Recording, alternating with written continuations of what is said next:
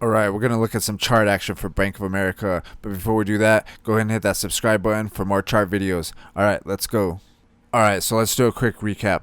We're on the weekly right now, and we had this triangle pattern forming, and we broke out of it. And we are currently now on the second week green above this trend line, which is good. The one thing I do not like though is how much volume is being traded right now. There's still declining volume, but the other thing that I wanted to show you is that if you go to the RSI,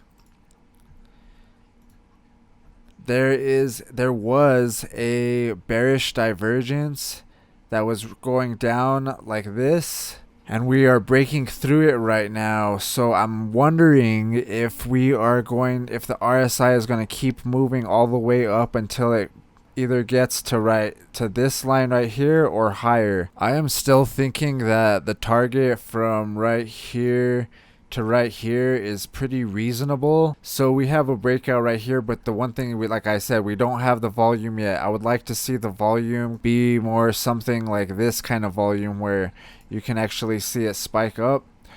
But for right now, we are still breaking out of it. So I would say this conservative pattern of about $50, a little over 50, but I would say maybe 50, is still fairly reasonable. This is the weekly, so it's possible that it's going to take a while to get there. Alright, so let's take a look at the trends. On the 4-hourly, which is one of the ones that I've been using quite a bit lately, let's draw this trend, and you can see that we are moving up. We had this other trend that was moving up like this, and it got stronger. The one thing I guess I would be concerned about is if it dropped back through this trend line right here. I would maybe say that this target might be dead, but I'm not seeing any reason why. I would say until we break this trend line though, I wouldn't really be thinking about a retracement. But in the super small time frame, someone asked me if they would like what level would be good to buy in right now, and I'm not sure. I would say dollar cost averaging is pretty good, but I would also say to watch this trend line. If we can touch this trend line again, that might be a good place to think about putting in a little order.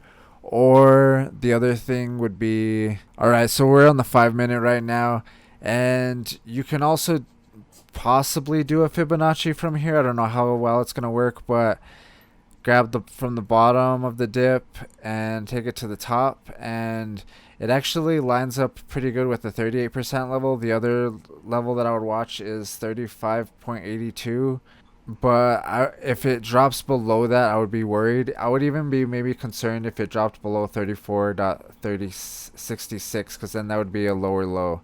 Smaller time frame, we got this trend line going like something like this. I think in the long term, since we were breaking out of this pattern, it still looks pretty good to me.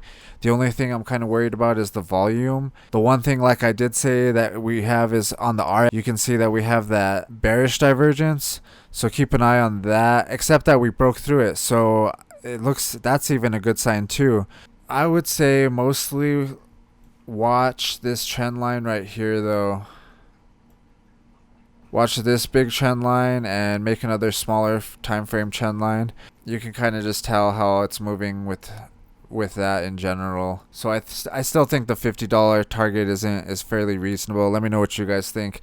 If you're new to trading, you should check out my trading view tutorial. It's a very simple technical analysis video. If you guys like the video, hit the thumbs up and subscribe if you want to keep up to date. But other than that, you guys have a great day.